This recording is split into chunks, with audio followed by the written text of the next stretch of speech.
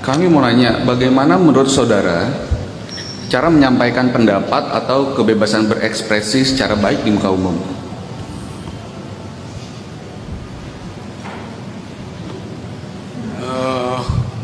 Saudara nggak tahu caranya, sehingga mesti tanya ke saya. Coba Saudara kan, pertanyaan.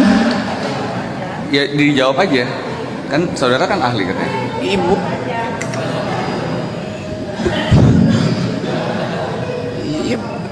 ya memang bisa saya jawab.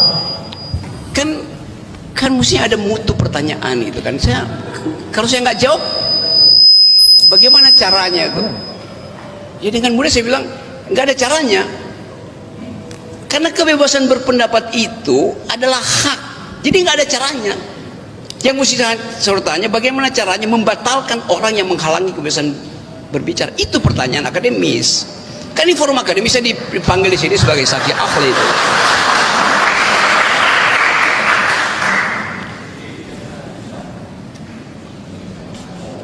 Apakah kebebasan berekspresi itu bersifat absolut menurut saudara?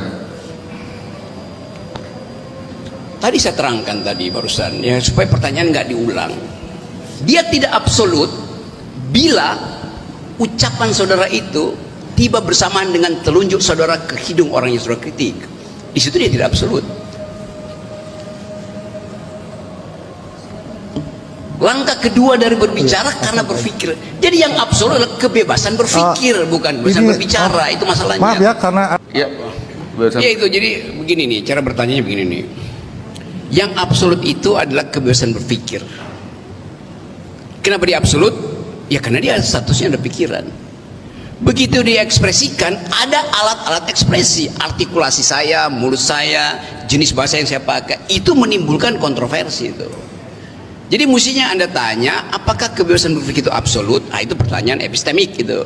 Tapi kalau tanya apakah kebebasan berbicara itu absolut, dengan sendirinya dia dibatasi oleh alat artikulasi. Kalau saya ekspresikan itu dengan menembak orang, itu pasti tidak absolut dong.